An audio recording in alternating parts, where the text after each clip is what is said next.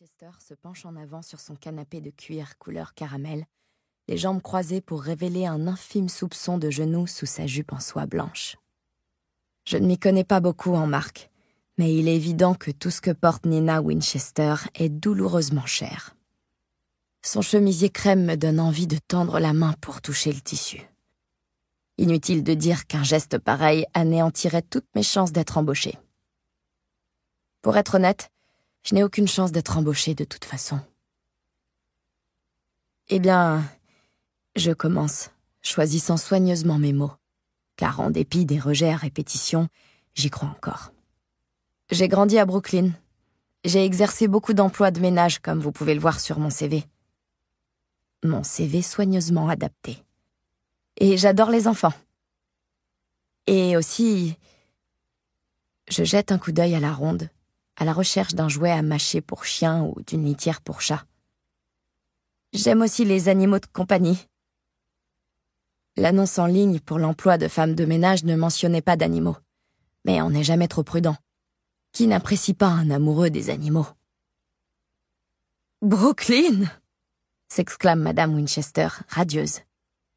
J'ai grandi à Brooklyn, moi aussi. Nous sommes pratiquement voisines. Absolument. Je confirme, même si rien ne pourrait être plus éloigné de la vérité. Il y a beaucoup de quartiers convoités à Brooklyn, où il faut débourser un bras et une jambe pour une minuscule maison de ville. C'est pas là que j'ai grandi. Nina Winchester et moi, on n'a rien en commun. Mais si elle veut croire qu'on est voisines, je vais me faire un plaisir d'abonder dans son sens.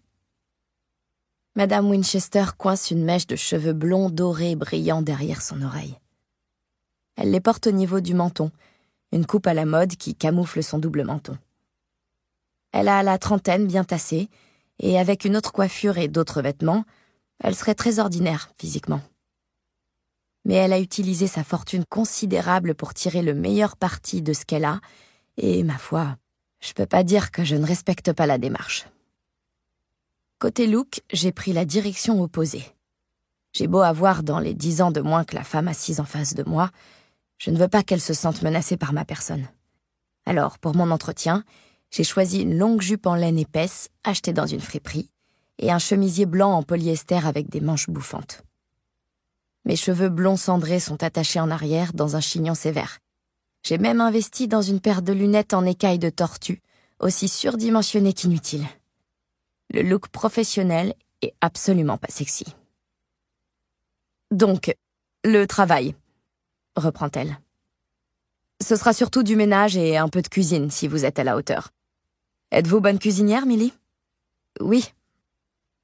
Mes talents culinaires sont la seule chose sur mon CV à n'être pas un mensonge. Je suis une excellente cuisinière. Ses yeux bleu pâle s'illuminent. C'est merveilleux. Honnêtement, nous ne mangeons presque jamais un bon repas fait maison. Pouffe-t-elle. Qui a le temps? Je ravale toute forme de réponse qui pourrait passer pour un jugement. Nina Winchester ne travaille pas. Elle n'a qu'un enfant, qui est à l'école toute la journée, et elle embauche quelqu'un pour faire le ménage à sa place. J'ai même vu dans son immense jardin devant la maison un homme en train de s'occuper du jardinage. Comment est-il possible qu'elle n'ait pas le temps de cuisiner un repas pour sa petite famille? Je devrais pas la juger. Je ne sais rien de sa vie. Ce n'est pas parce qu'elle est riche qu'elle est gâtée. N'empêche, si je devais parier $100 dans un sens ou dans l'autre, je parierais que Nina Winchester est pourri gâtée. Et nous aurons besoin d'une aide occasionnelle pour Cecilia aussi, ajoute Madame Winchester. Pour l'emmener à ses leçons de l'après-midi ou chez ses amis, par exemple. Vous avez une voiture, n'est-ce pas? Sa question me fait presque rire. Oui, j'ai une voiture. C'est tout ce que j'ai, d'ailleurs. Ma Nissan de 10 ans d'âge départ dans la rue devant sa maison. Et c'est là que je vis actuellement. Tout ce que je possède est enfermé dans le coffre de cette voiture. Depuis 1 mois, je dors sur la banquette arrière. Quand on a passé 1 mois à vivre dans sa voiture, on prend conscience de l'importance de certaines petites choses de la vie. Les toilettes, un évier, pouvoir allonger les jambes quand on dort. Ce dernier avantage est celui qui me manque le plus. Oui, j'ai une voiture. Je confirme. Madame Winchester tape dans ses mains. Excellent. Je vous fournirai un siège auto pour Cecilia, bien sûr.